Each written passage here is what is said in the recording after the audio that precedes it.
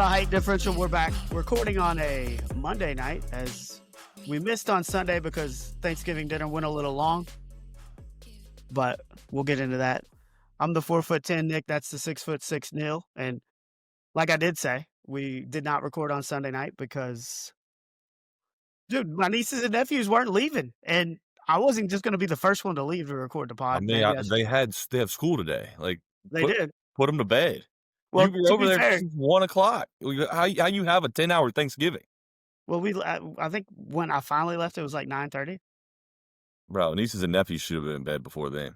I mean, with the rotating schedule with elementary school, I think my nephews go to school at like 9:40, so it's not like they had to get up early. I mean, I don't know. Also, not gonna lie, needed maybe the day to decompress after watching that fiasco in Pittsburgh. You needed a day to decompress. That happened yesterday. I know. So how were you going to have a day to get? I needed some time. My God, we can all just be honest. You were hungover from the day of debauchery. Like, I don't feel good. And then you're like, I can't record. So I'm like, well, this sucks. Decided to play golf at being picked up at 8:30. Probably was not my brightest idea for Sunday morning. But we know where your priorities lie. It played a role. I'm not going to lie. I think I was in the same position you were on Wednesday night. I think you owe our listeners an apology because your priorities were just messed up yesterday. Well, I wasn't going to leave the fam when I'm getting ready to be gone for 11 days. You chose the booze and the golfing over over recording a pod. Hey, we played with Pops, who would play with some older guys, shot from the old man tees and shot 41 from the old man tees yesterday. It's a big difference. Way big difference. What is your shirt you're wearing? It's Adidas. What is that logo? It's Adidas golf pullover. An A with a golf club? Yeah. That's for Adidas? Yeah. Well, I see it's an Adidas brand, but I didn't know I thought it was some goofy live golf, some nonsense that they're pulling or something. I'm not buying any live merch, 54 or 72. But I guess we need to get into all this. A lot of football action this week. We'll start in college football.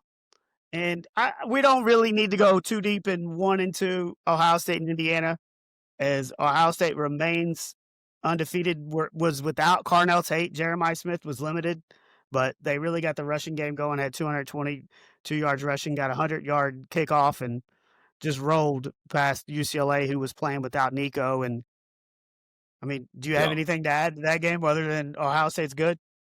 No, honestly, I didn't even watch a single minute of it, so not really much to add. I figured they would take care of business. They did. They're still number 1. That's it. Indiana was only up 10-7 at half, and Cignetti did not. He just kind of went in, was cool, and was just like, look, we just got to take care of business, and that's what they did in the second half. Mendoza was sacked 5 times, so, Wisconsin got a little pressure on him, but in the second half, he completed 92% of his passes, had almost 300 yards, had 3 of his 4 touchdown passes in the second half, and they cruised to a 31-7 victory as they just kind of put it on in the second half. He just continues week after week. Mendoza just continues to strengthen his Heisman resume. I mean, he had 4 touchdowns on Saturday and 2 incompletions. So he had double the amount of touchdown passes than passes that hit the ground. And then, over his last 5 home games, he has 5 more touchdown passes than incompletions in 5 games total, combined. Those numbers don't even seem real. 21 touchdown passes and 16 incompletions over his last 5 home games. I mean, how do you do that? I don't know. But, you have to look them up to believe it because, yeah, you're right. I mean, it's just incredible numbers. And to add on to that, he now has 30 touchdown passes on the season, which is an IU record. They are 11-0 for the first time in their history, as just week after week they continue to break record after record. And now what? They just Purdue, and with a win at Purdue, I believe they get their first ever berth in the Big Ten championship, and they're off this week. We'll lock a spot in the playoff too. Yeah, off this week, so they have a week to prepare for the mighty Boilermakers. But a Friday night, post Friday, what we call that, Black Friday special, Friday night special next week at Purdue. Purdue hasn't won a league game in 2 years, so can't imagine that it'll be much of a challenge. So they'll be rolling right on in to the college football playoff and the Big Ten title game, probably facing Ohio State. Probably, but I mean, it's just like you're only up 3 at the half, but I mean, I don't think as an IU fan you're really sweating that one, and they just put them on in the second half, and I mean, they just do what better teams are supposed to do, and they continue to do that week after week. The game of the week, I think, ended up being the A&N game, as they were down 30-3 at half At home, too. at home. And Rally scored 28 straight in the second half. They had a 4th and 12 from midfield on that first drive and decided to go for it. Marcel Reed ended up scrambling, and I think 2 plays later, he threw a 30-yard touchdown pass, and then they scored on 4 straight drives to take the lead. I mean, regardless, you're down 30-3, you figure out a way to win, and that's the name of the game. You're A&M, you've got some room for error because you haven't lost yet, but you don't want to create that and, lose that game against South Carolina, because then that takes away that room for error that you have. Yeah, I mean, you're fighting, to get that spot in the SEC title game as well. You lose that, you're probably, in a several way tie with one loss with a couple other teams. It was an important game. They finally, I guess, woke up at halftime because they came out and just absolutely dominated that second half.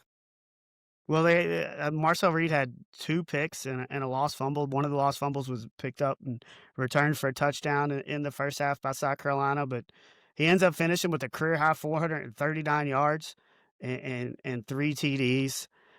Just an incredible second half. As like I said, they went on to score 4 straight possessions. They outgained South Carolina 371-76 in the second half. So really, just the tide was turned. But you wonder, like, if they don't go for it on that 4th down at midfield on the first drive, and you punt the ball and you give it to South Carolina, is the outcome of this game totally different? Yeah, I mean, very, very, very likely. Yeah. But prior to Saturday, teams in the SEC were 0-286 since 2004 when trailing by 27 points or more.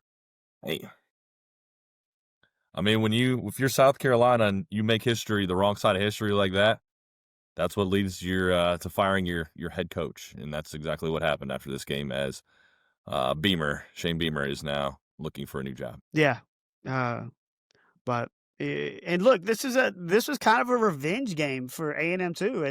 South Carolina beat A&M pretty handily last year at the end of the season, and kind of sent A&M into a tailspin when before that game they were kind of on the verge of maybe making the postseason. So there was a revenge element to this. Like the bottom line is you just got to figure out ways to win. And when you're staring at 30-3, the clock is kind of your biggest nemesis there, right? And I mean, you just score on 4 straight and figure out. But here's another thing too: they get the lead 31-30, and there's like 5 minutes left. They're on the 1-yard line, and they decide to run a trick play where Reed goes wide left. They throw a backwards pass to him from the running back. It's a fumble. South Carolina picks it up. And now all of a sudden, because you're trying to be running all these trick plays when you really don't need it, you're already up. South Carolina has a chance to go win the game. They move the ball a little bit, but then back-to-back sacks by A&M put them in 4th and long, and they were able to secure the win. But why are you running a play like that when you've battled back from 30-3? You lead 31-30. There's 5 minutes left. You got the ball at the 1-yard line. Yeah. And you're trying to be cute. I mean, that's like, yeah, you've dominated that entire second half. There's no reason to be cute. Just line it up, run it in, and extend the lead. Like, you don't, like, you're dominating. All the momentum is on your side. Like, I don't know what you're doing. Yeah, that one was really kind of just like, what? Like, you've done all this, and now you're just going to be, hey, South Carolina, go take another chance to try to beat us. I didn't understand that play. It did end up working out. Did you see the issue with the South Carolina wide receiver and the police officer? Sure did. And I don't know what that police officer was thinking. I mean, South Carolina just scored. He ran up the tunnel, looked like he might have hurt himself a little bit, ran up the tunnel, 2 of his other guys go to check on him. They're walking back to the field, and this jackwagon just decides he's just gonna try to walk right through him. What's he doing? But And it wasn't that he just then he walked through him, like, shoves him. He gives him, like, a yeah, forearm, and then he turns around and yells at him, like, "Go right. away, sir." Like, "What are Like you doing?" like, I could see maybe if you accidentally walked into them, but Well, why then, like, the way he stopped and, like, was kinda yelling at them a little bit after it happened, like, what is going on? why is he walking up the tunnel? I don't know that either. Like, I don't know. They walked really far down the tunnel after the play, but it did look like he had injured himself a little Right. bit, Yeah. and I think they were going to check him out, and Right. then they're all 3 coming down together, Well, and yeah, I don't know why all of a why is the sudden cop going up there while they're he's coming out? walking straight down the middle too. Yeah, I don't yeah. Just kind of a bizarre scene, but I mean, it caught the eye of LeBron James and several other people talking about this police officer, and Well, I I mean, think look, they it's and police said that he was relieved of his game yeah, responsibilities after that. which I guess I mean, I don't think he should lose his job over that, but No, not you that. lose you lose the right to I mean, that's a fun job for police officers to work the sideline in college football games, Yeah, put and it now, I think I mean, at least slap a yellow vest on him and put him in the parking lot. He can direct traffic on the way out. but just kind of a odd scene there. I don't like it just like even if you just accidentally run into him, like It you was would no apologize or something instead of acting like you're mad at the football player for walking down the tunnel. Yeah, that was no accident. There's no accident there. But A&M figures out a way to win, even though they were down 27 points at half. Takes care of Texas 35-10. Gunnar Stockton throws 4 touchdown passes and throws for 299 yards. I mean, it's a close game throughout. Georgia scores, I think it was the third quarter, and Wait, they're leading 14-10, and then they run that onside kick. well, how many touchdown passes did you say Stockton threw? Threw 4 touchdown passes. 5 touchdowns. 5 total touchdowns. Sorry, Yeah. 5 total touchdowns. Yeah, he had a Which is rushing 4. as well. Yes, correct. All right. You gonna Yeah. come at me with the stat guy? You the You stat can't guy over there? well, I mean, well, come on now. Let's give him a little more credit. He had another touchdown. Give him But I did say through. I didn't say had. I said through. you're discounting him and his running ability. But after Texas had trimmed Georgia's lead to 14-10 in the third quarter, he had a 13-yard touchdown pass, and they followed that with an onside kick. That was good. And Yeah. Yeah. so Texas really hadn't moved the ball that well all game. What do you think's going in Kirby Smart's mind on that onside kick? They had to just see something on film, and Yeah. I think they saw something like, if their return setup looks like this, then, we can exploit them in this way. And I mean, nobody was expecting it. Like you said, like they hadn't been moving the ball. Georgia was already winning. Just kick it deep, play defense, get the ball back, and go score again. So nobody expected it. So great awareness by Georgia and Kirby Smart. Like you said, they probably saw something that they knew they could exploit, and they did it. yeah, and really once that happened, it was kind of curtains for the Longhorns. The 21-0 fourth quarter just kind of puts them to bed. Texas is ranked 10th in the country. I think me and you are both in agreement that they're probably not the 10th best team. Arch Manning's numbers were fine. He had 251 yards, a touchdown, and a pick. But Texas to me, they're the Chicago Bears of college football. They have a good record, but man, they just find ridiculous ways to try to somehow just win games, and that's what they're doing. Like like the Kentucky game, where they put up 10 points, 13 points in regulation, and Kentucky kind of beat themselves. They should have lost that. There's a couple other games that they Mississippi probably State should game have. the next week. Yeah, the next week. That's right. Yeah, they came back from 17 in the fourth quarter. So to me, they're the Chicago Bears of college football, where they're just winning these games that they probably shouldn't be winning. I do think Georgia, who has had slow starts throughout the year, didn't really have that on Saturday, and I think they're really kind of rounded into form a little bit. Gunnar Stockton's playing his best football, so they're a team. I think, obviously, with them being fifth in the country, they're a team to be reckoned with. But I think they're playing the best football that they've played all year. And then the other big SEC battle was Oklahoma going to Alabama, and Oklahoma's defense really kind of shined in that one as they end Alabama's 17-game home winning streak, I believe. and win that one 23-21. Yeah, I mean, and it didn't take a superhuman effort from John Mateer. I mean, he only threw for 138 yards.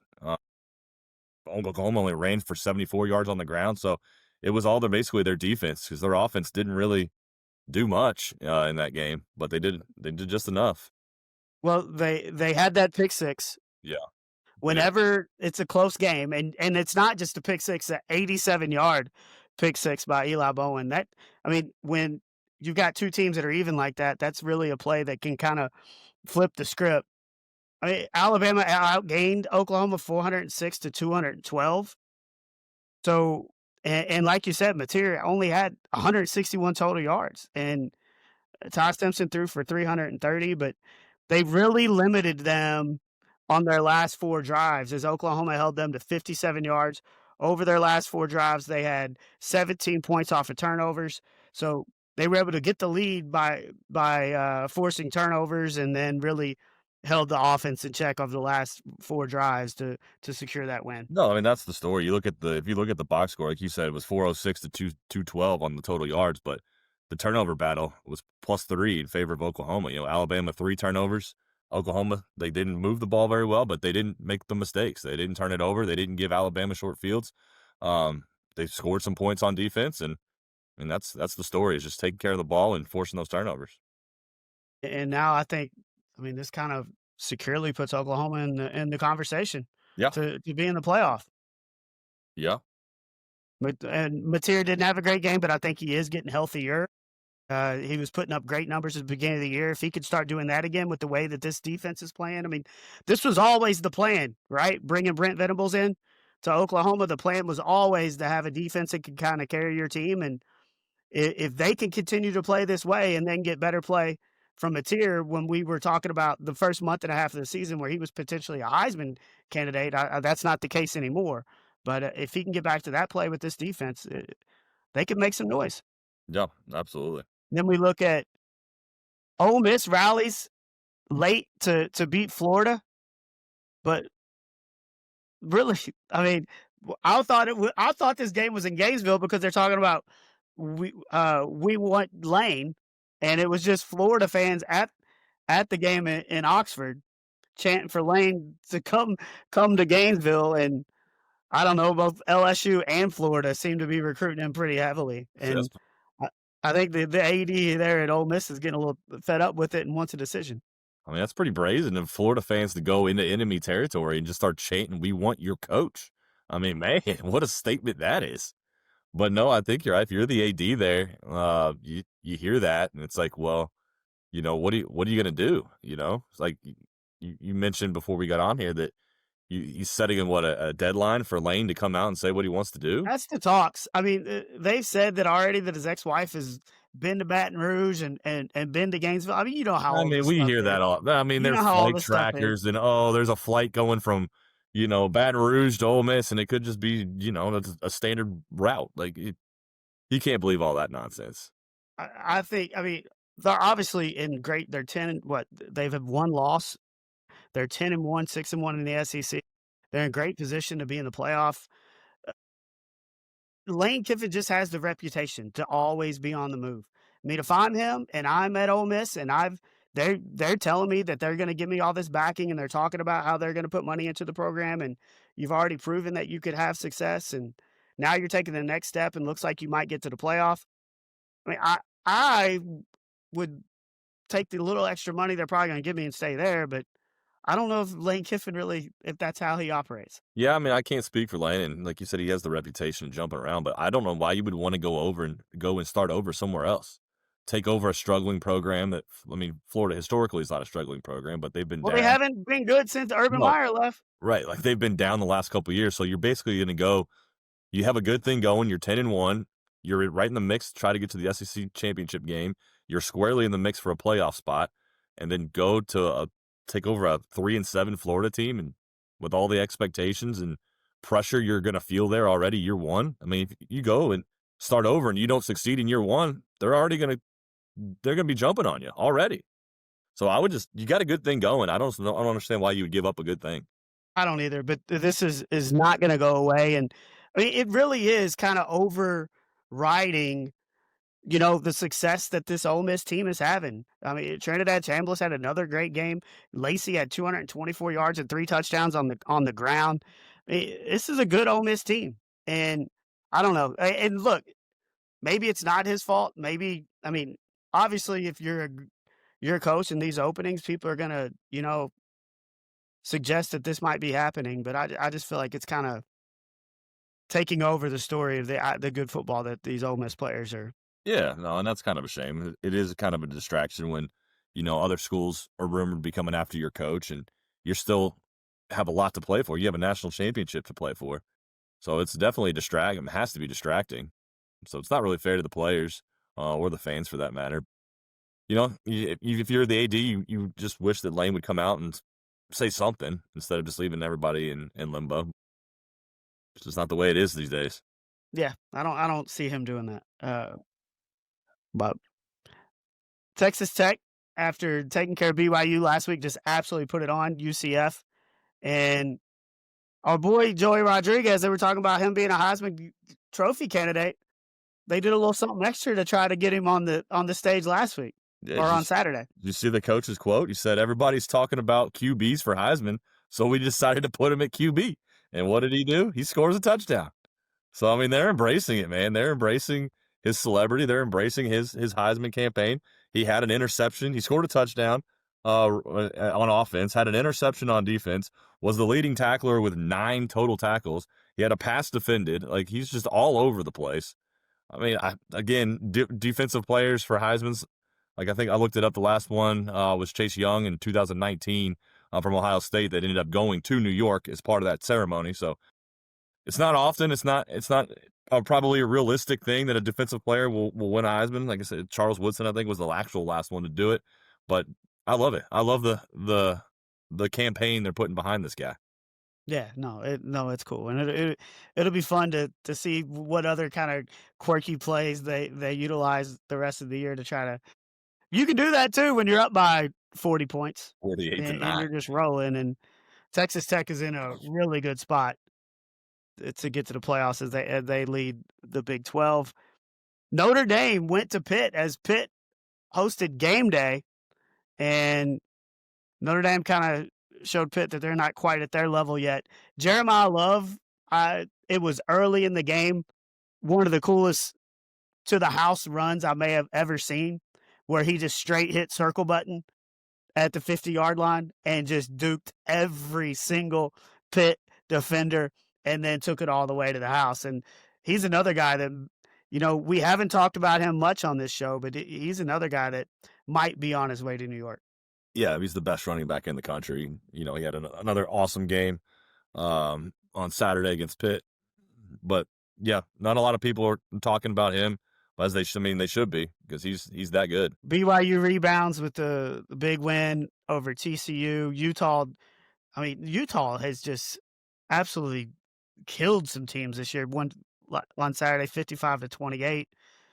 Miami gets a 41-7 win over NC State, and then Georgia Tech, who I guess they're in the driver's seat in the ACC, but it takes a come from behind win at BC against a team who hasn't won since week 1 against Fordham.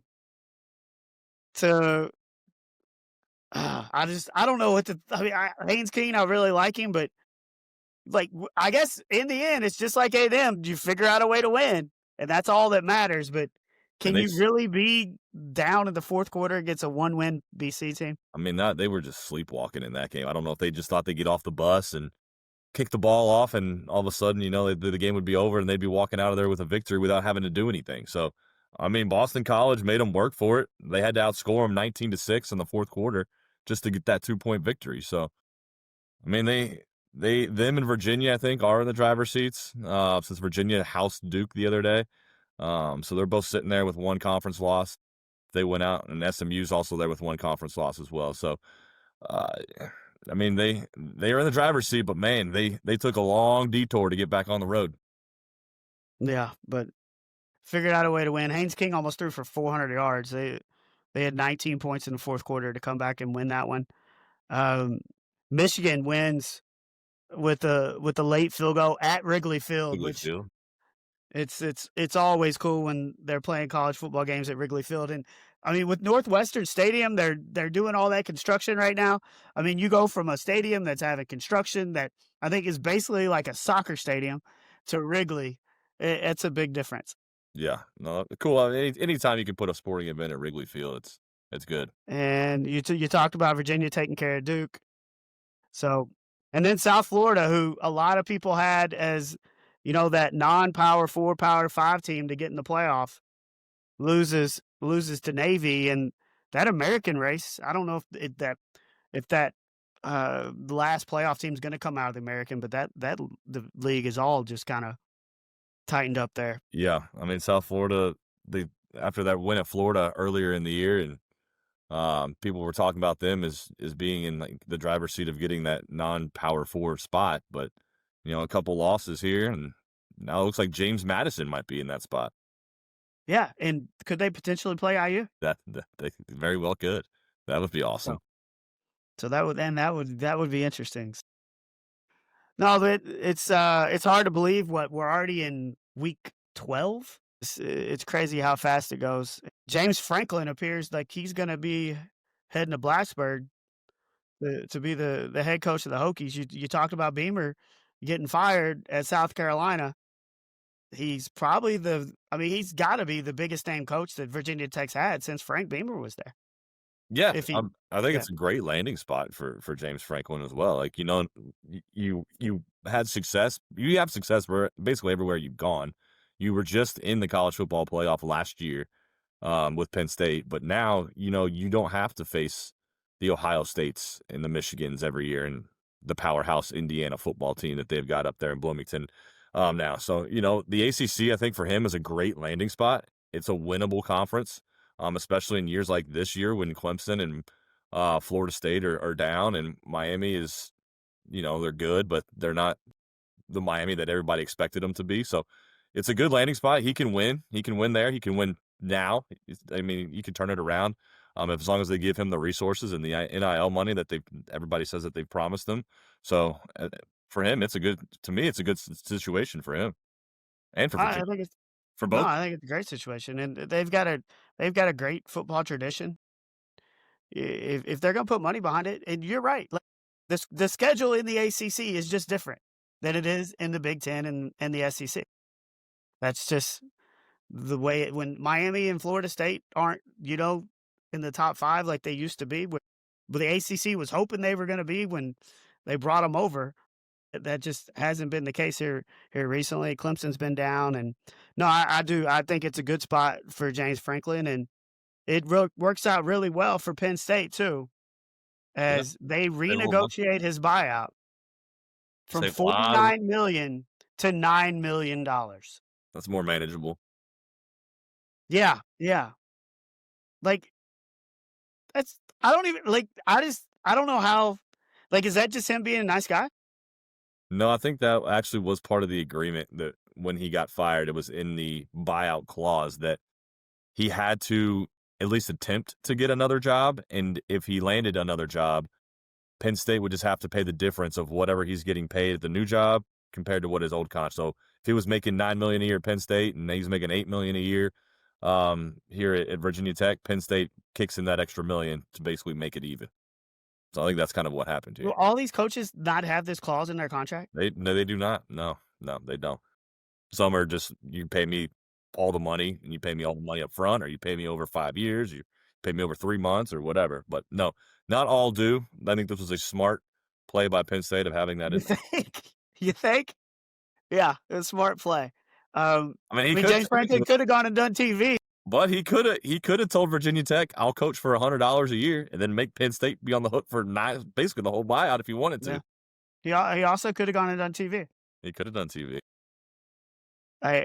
You go from 49 to 9. I mean, just think about how much that changes the budget lines for Penn State for the next 7 years.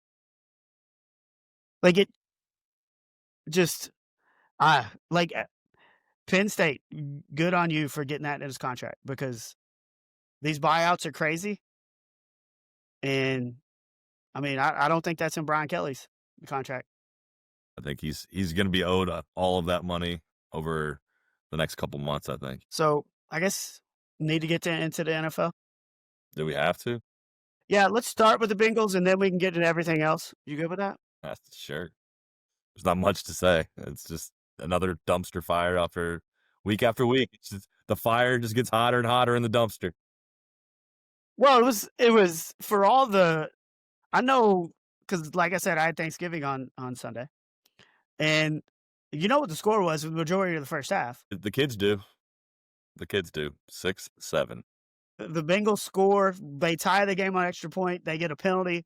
Pittsburgh gets a penalty, so Zac Taylor decides we'll take a point off the board Why and would we'll go for two. Oh, let's start there. Let's go piece by piece here. Why are we taking the point off the board? Why are we taking the point off the board? You can move it up an extra yard closer to the goal line, but come on, you've tied the game. Let's take the tie. Like, it's early in the game. We're not chasing points in the first quarter. It's the first quarter.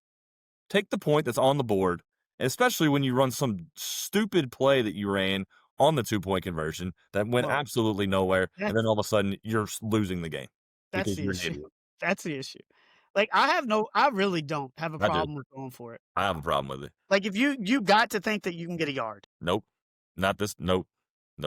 But, I mean, I also understand because they have but you take a point off and then it's 6-7 almost the entire first half until the last drive of the second quarter where the Bengals have 2 roughing the passer penalties and a 30-yard gain, and they end up stopping them again inside the 10 and hold them to a field goal. They only allowed 10 points in the first half. The Bengals defense. They did. They held them to 2 of 7 on third down in the first half and forced 3 consecutive punts. The Bengals defense and the offense couldn't do anything. Play complimentary football. The offense, I mean, the first drive of the game for the offense was actually really, really good. They were running the ball. Chase Brown would look like he was going to run all over Pittsburgh in that game off that first drive. Joe Flacco had that nice down the sideline pass to T. Higgins for a touchdown. And then it looked like we were going to be off and rolling like we just were against Pittsburgh 3-4 weeks ago. And then came all to a screeching halt. Yeah. I mean, the Bengals didn't do anything in the second half. Joe Flacco threw a pick 6. Yeah, fumble another fumble 6. Fumble 6. And don't tackle anybody. Geno Stone just needs to be cut tomorrow. I mean, if he's active for the rest of the season, why? Look, he can healthy and active. He should be. Look, I could fake my way through coaching baseball. I could fake my way through coaching basketball. Admittedly, I could not coach football. Like, I could not. But when it's that evident. Now, when you say coach football, like you're saying you can't coach the techniques of tackling and the techniques, or you can make decisions on, okay, you suck, you're not playing. Well, I can do that, but I don't understand. You can do that. Like, all the formations and all that. Like, I don't know enough about it to where I could coach. But you know when a player is playing well and when a player sucks. But when I see Barrett Carter in space, I'm like, all right, well, we're not getting a stop. When I see Geno Stone and he has to make a tackle and he's like, oh, he's going to bounce off of him and he has no chance. He doesn't even try. He just throws his body at a guy. Doesn't use his arms. Doesn't try to wrap up anything. He just tries to throw his body at somebody, and then he just hits the ground, and the runner just keeps running. It's just an embarrassment that Geno Stone is an NFL player. Well, and you asked him to take a pay cut in the offseason because he wasn't what you thought he was when you signed him. And instead of cutting him, you ask him to take a pay cut, and then you're like, oh, but you'll still play every single snap. He gave up 27 points. They've given up 27 points in 9 straight games. Ties an NFL record. The Chargers also did that in 2020. That date backs to 1920. Dates back over 100 years. So they've allowed 14 points in the fourth quarter in 5 straight games. That is an NFL record. The 84 points allowed in the fourth quarter over the last 5 games ties an NFL record. They converted a 3rd and 17 and I think 3rd and 11s. Oh yeah, third and long was the theme of yesterday. You get the Pittsburgh Steelers into 3rd and over 10, and it was almost an automatic first down on the And next it was play. just little screen passes Oh, too. that was It it. wasn't All they had to just do a was little. just tackle somebody, and they couldn't do it. The NFL average on 3rd and 10s is 19%. The Bengals are last in the NFL coming into the game. At 30%, they had allowed 6 of 20 3rd and 10 conversions on the season. On Sunday, they allowed 3 alone, which is tied for the most this year. They Yeah, suck. I mean, in at halftime, you're like you said, you get the ball to start the second half. You're down 10-6. Aaron Rodgers is out of the game, so you're facing Mason Rudolph. You're thinking, we might be able to do something here. And it was just an absolute opposite. They just butt whooped us on both sides of the ball and just boat raced us in the second half. Yeah, Then you got, and then the Zac Taylor apologist. You just love Zac Taylor, which to me makes never said I no loved sense. him. Like, Yes, you do.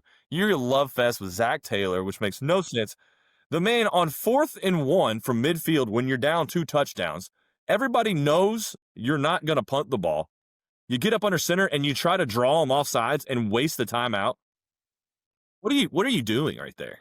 Run the play. You want to try to draw them off, that's fine, but you don't burn the timeout. What you do is you run the play, you sneak it, you get the first down.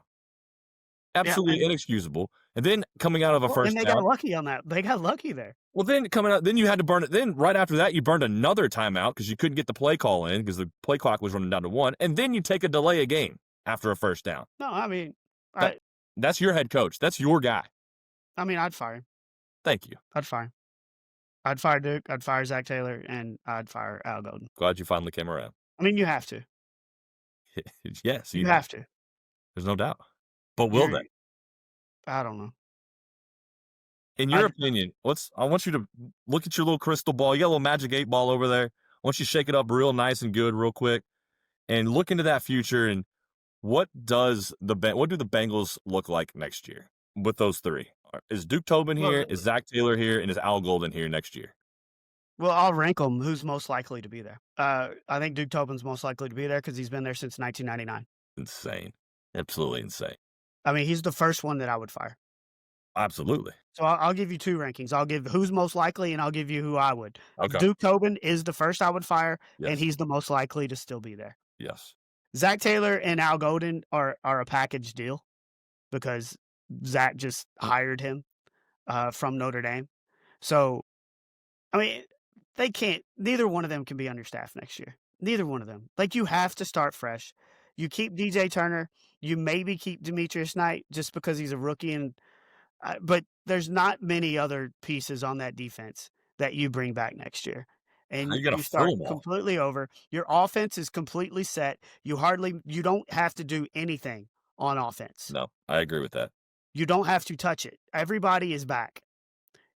Your whole, and I hate that we're doing this in week 11, but yeah, you have to start completely fresh on defense. So, I mean, the bottom line is this can't be your coaching staff and this can't be your front office next year.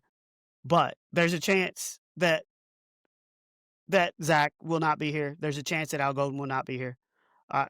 I think the chances are very slim that Duke Tobin will not be here. That's unfortunate. I guess we got to talk about the spitting clown show. I mean, they were getting in it as him and Jalen Ramsey, as much as I've seen 2 players get in it. They were just hanging on to each other's face masks there for 5 minutes at one point. And dude, Jalen Ramsey is. Well, he's got a history. He's got a history with the Bengals. Of it. Well, he's got a history with the Bengals. He and AJ Green were duking it out at midfield when he was a Jaguar. Got AJ Green was one of the most level-headed, calm guys that I've ever seen play for the Bengals, and he's out there throwing punches at Jalen Ramsey because he's just a punchable guy, I guess. Well, I mean, yeah, you're right. Like, if you're getting AJ to act like that, you have a good ability to get into people's heads and make them want to punch you in the face. Yeah, and I think that's kind of what went on yesterday. And look, there's already bad blood between Jamar and Jalen Ramsey. You see Ramsey throw the punch. I mean, can we quit punching people in the helmet? That's also true. Didn't see the spit until later. Jamar says, I didn't spit on that guy. Idiot. Well, The video shows otherwise, Jamar. I mean, clearly he's not gonna say, "Yeah, I spit on him." I think he was maybe hoping that you couldn't tell on video, knowing damn well he did do it. I mean, I don't blame him for saying I didn't do it, but yeah, that evidence is pretty clear. Like, we got to stop spitting on people. Like, again, how does this just keep happening? I don't know. We are Jalen Carter grown did it. adults. What? We are grown adults. Yeah, it's just gross. I mean, it's just gross. And Jalen Carter did it to Dak in week 1. He didn't get suspended. They said, "Oh, he missed the whole game." So it basically was a suspension, but it looks like Jamar is gonna be the first player ever suspended for an entire game for spitting. I mean, it's warranted. I can't disagree with it. Ain't what it was the fine? $100,000? Is that what I saw? Close to it, a little bit less than that. I mean, it's a game check, so it's a 1/18th of his pay. Yeah, that's a lot of I mean, money. he's appealing. I don't see how this gets overturned, but I mean, he deserves it. It doesn't matter at this point anyway. I no. And I mean, what, you have the Patriots and you have the Ravens twice, Bills. oh, and the Bills over the next 4 weeks.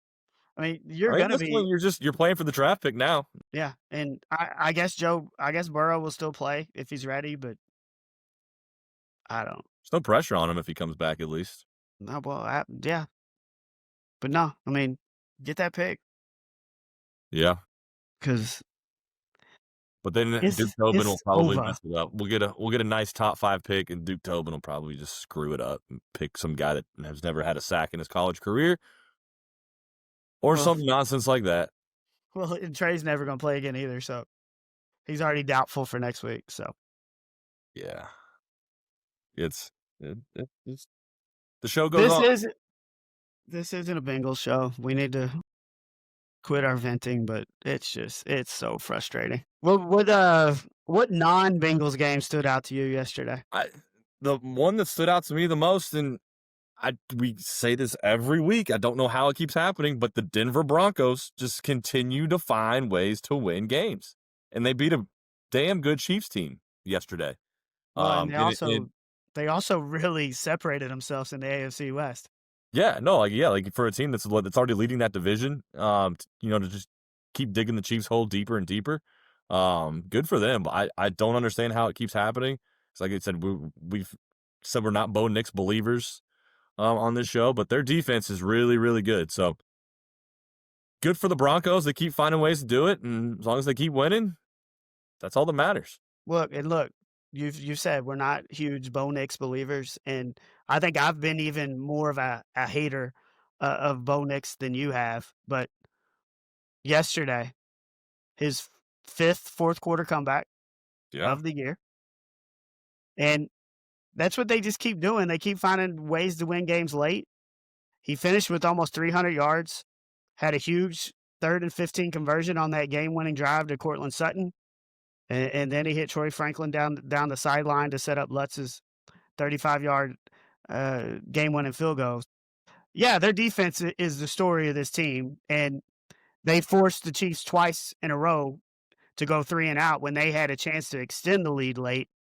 yeah, But I mean, I have gotten on Bo Nix, but I didn't think he was great. He was good yesterday, and was a big reason why he won that game. And you want a crazy stat. The Chiefs last year were 11-0 mm-hmm. in one-score games. This year, do you know what the record is in one-score games? Something in 5. Were they 2-5, 1-5, 0-5, 0-5? They're 5-5 overall, Yep, and all 5 by 1 score. yep, and the Chiefs now are the Chiefs are 5-5, and the Broncos are they're 9-2. Yeah, So 3.5 games clear. yeah, yep.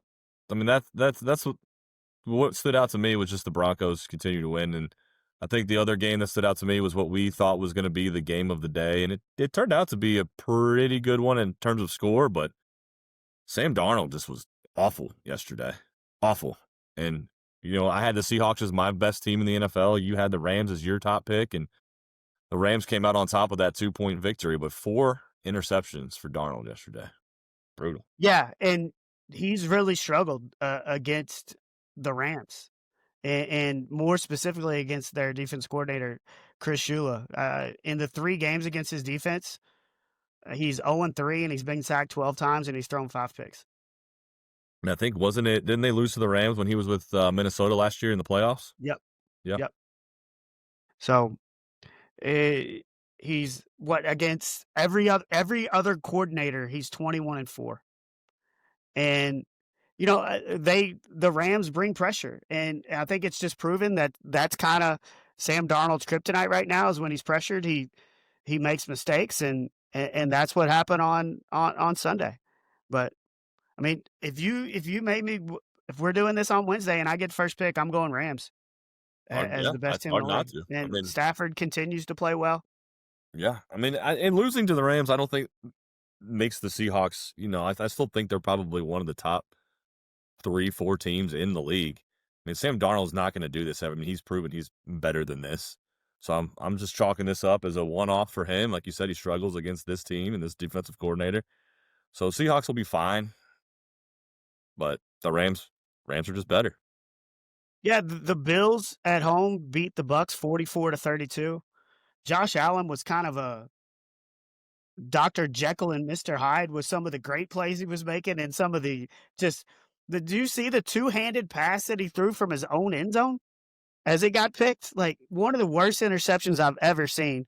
But he ends up with 317 passing yards, 3 passing touchdowns, 2 interceptions, and then 3 more rushing touchdowns. And they limited Baker Mayfield to just 173 yards as the Bills took care of the Bucks.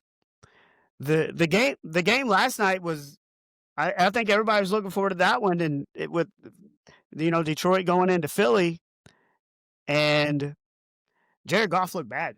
Yeah. No, the Lions look bad. Jared Goff looked bad. Eagles weren't that impressive either. I mean, just a boring 16-9, boring game. And it was cold and windy, and it was gusty, and Jared Goff was 14 of 37, and he's had a history of struggling in these cold, windy games, and that continued last night. And yeah, like you said, it didn't seem like the Eagles really wanted to win the game either. But we did see a tush push get stopped. We did. Yeah, I did see that actually. Yes, we did. There's a blueprint now for somebody for a team to follow that they can stop it. Yeah, the Ravens were trailing early, but came back to win at Cleveland, and we got to see Shedeur Sanders for the first time. Yeah, I don't think that went as well as he was hoping it would go. 4 of 16, 47 yards and a pick. I saw one stat that said if he would have just dropped back and spiked it, he would have had a higher QB rating if he would have done that. But there's also saying that Stefanski has not played him at all with the first stringers in practice, and that was the first time that he's been out there with them. And I don't know, this whole handling of Shedeur and their 50 quarterbacks that they have in Cleveland has just been odd all year. It's odd. I mean, I don't think Shedeur is a bad talent. I just think still think he was prepared. Like you said, he hasn't gotten the reps. He just came in and looked like he didn't really know what to do. Can we talk about probably the worst team or the best team in football, the Chicago Bears, and how they just continue to just somehow win games? 7-3. 7-3 in first place in the NFC North, a division that we all expected to be one of the best in football with the Packers, the Lions, and the Vikings. But the last-second field goal yesterday to beat the Vikings, so they win that by 2. The week before, they win by 4 against the bad Giants team. We all know what happens when they pulled out that last-minute victory against the terrible Bengals. They beat the Commanders by 1. They beat the Raiders by 1. Like, they have all of these close games against these bad teams that they are just barely winning. They are not a good football team. And that they're 7, 8, and what did we say they were? They're 7-3. 7-3 and in first place. I does not make sense to me. I mean, they were up 16-3 going into the fourth quarter. The Vikings, who hadn't moved the ball at all the entire game, get 2 scores to go up, and then what do the Bears do? They get a field goal at the gun. Big kick return. Yeah. And then get a field goal at the gun, but I just don't understand how it keeps happening. J.J. McCarthy was 16 of 32, and guess what Caleb Williams was? Also 16 of 32. Both with 50% completion percentages. Justin Jefferson had 5 catches for 61 yards.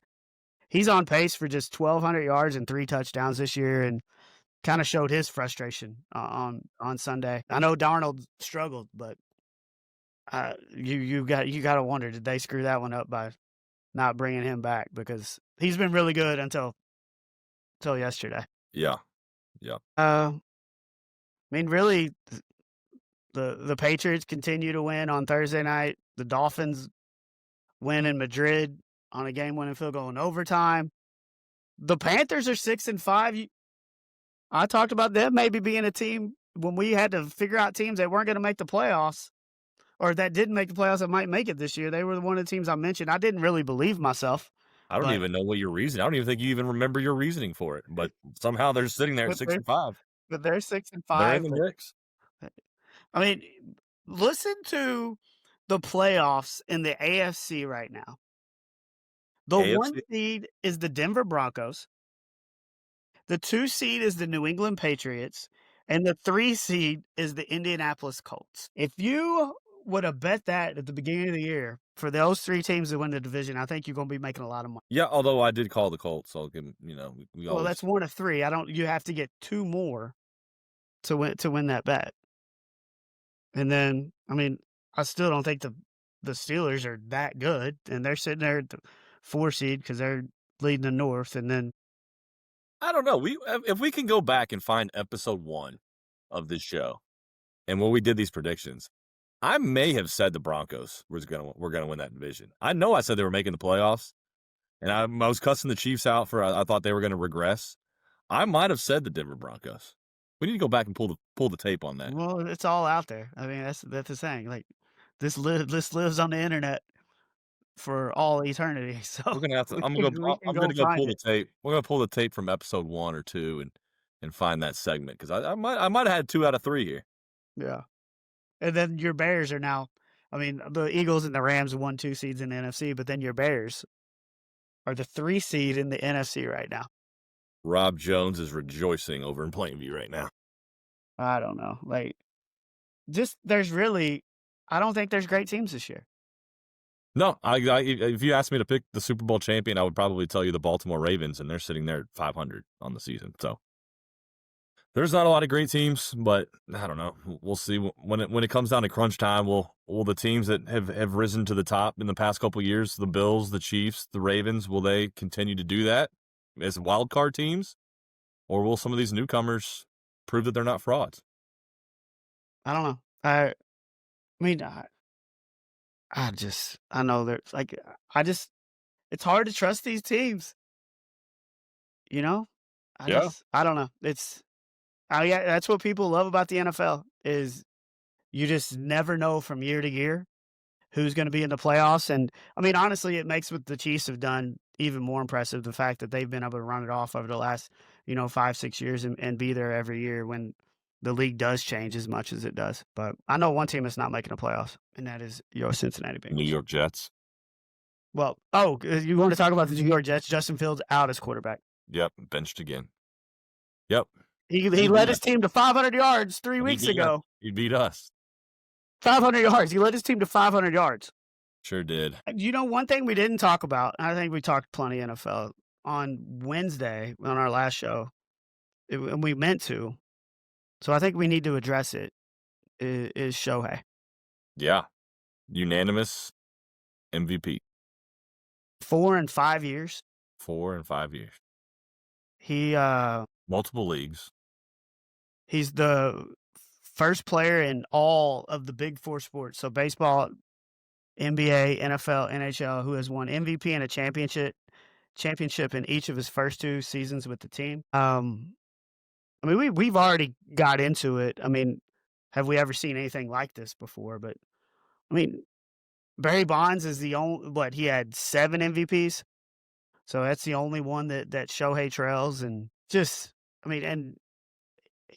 he does next year, what he's done, he's going to win it again. I'd like to see there be a year, and it probably won't happen because I don't think he's good enough to. I mean, he might be good enough to do it, but he's not quite Paul Skeens level. But if he could somehow win an MVP and a Cy Young in the same season, I don't think that's gonna happen. I don't either because there's too many other good pitchers out there. But he's talented enough to he could do it.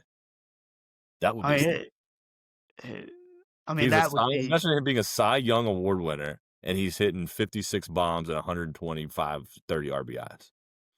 oh, I That mean, would it's insane, dude. it would It be is absolutely insane. But another one, him and Joe Morgan are the only players to have won MVP award in the World Series in back-to-back seasons.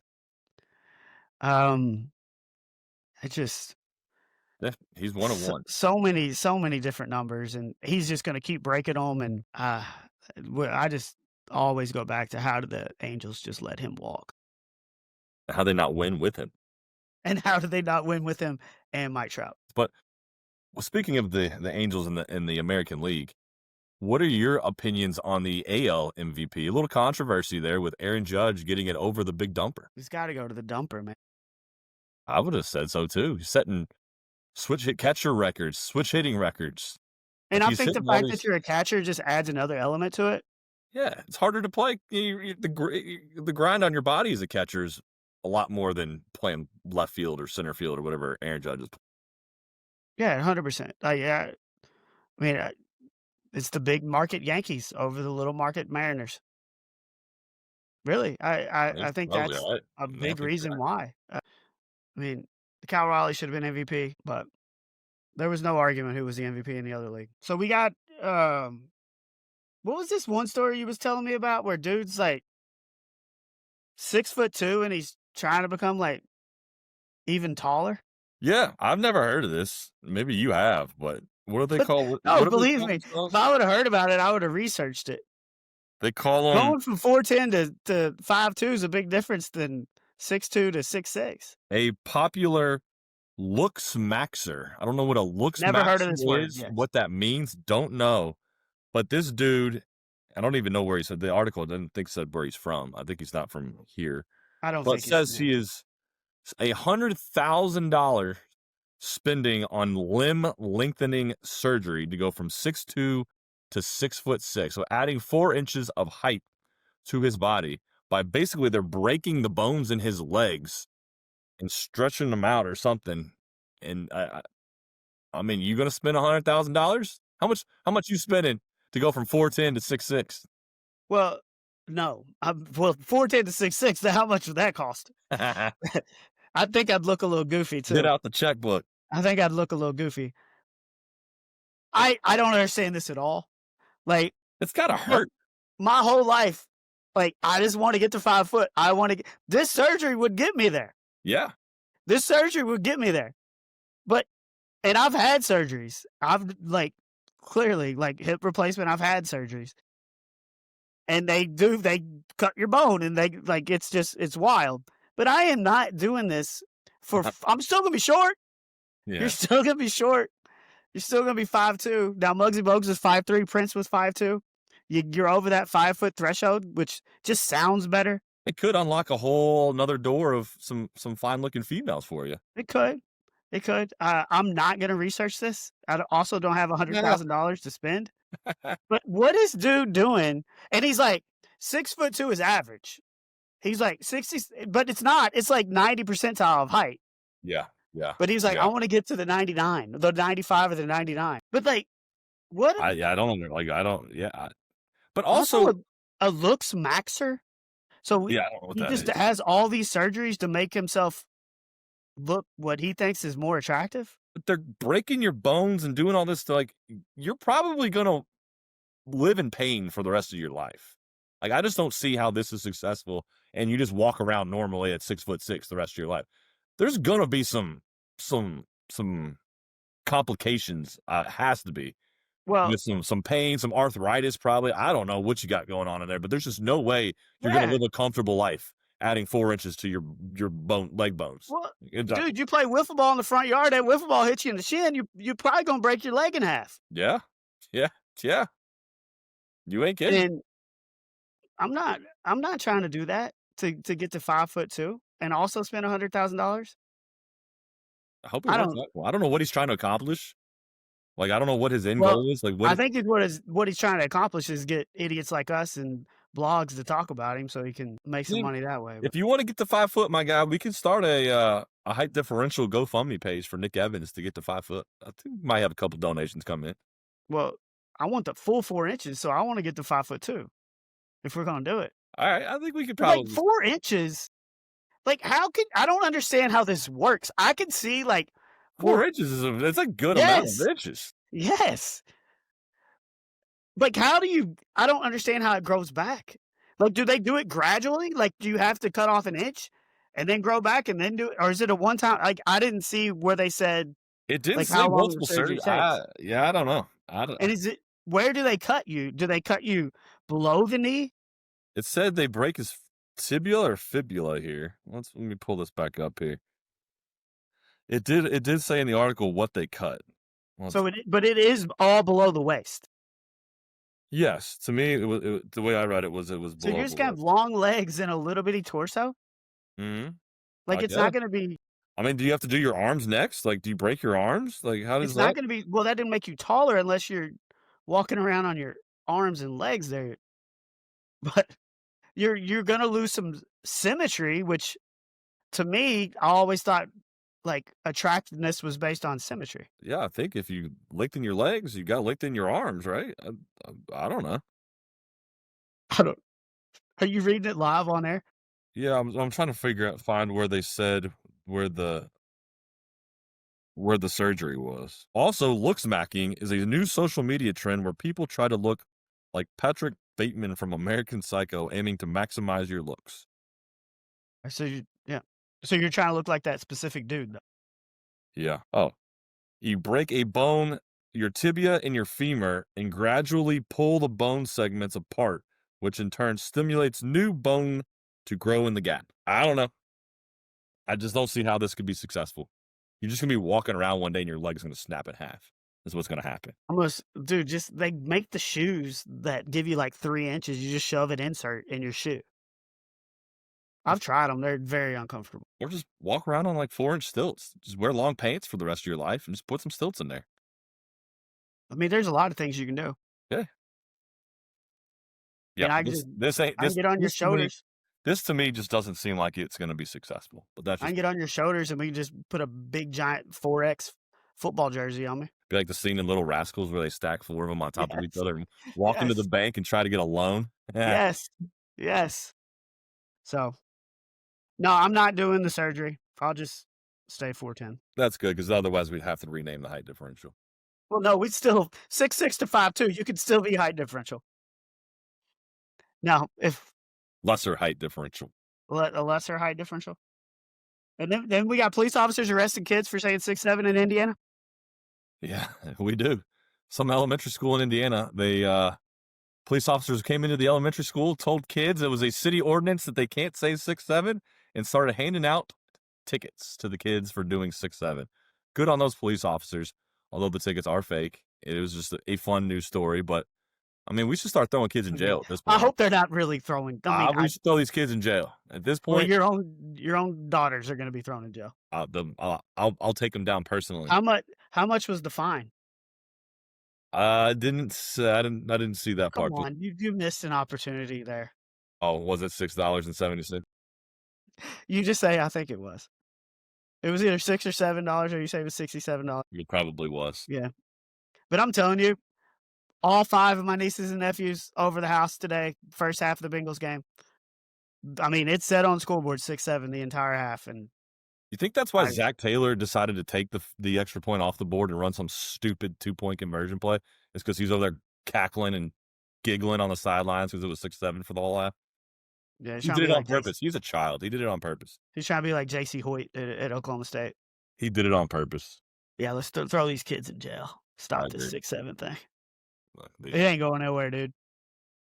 some point it will when something else comes along that's even more stupid. It's the word of the year. The dictionary word of the year. Not even It's not a even a word. word. It's 2 words. It's not 2 even a word. words. The 2 numbers. It's not even. God. All right. I think we've talked enough gibberish. Let you read the article live on air. so we can figure out how this dude stretching his bones out. No, I knew thought it was a tibia, so I had to go double check. Just a quick double check. Discount double check. We missed you for Day of Debauchery. Yeah. There was some good cussage outage there for a little bit. I was on kid duty for most of the day. Yeah. But yeah, it was still kind of lame. We'll get back at it next year. Josh is like, he's the one that always talks about it. When's it going to be? When's it going to be? I told him I'd host it this year.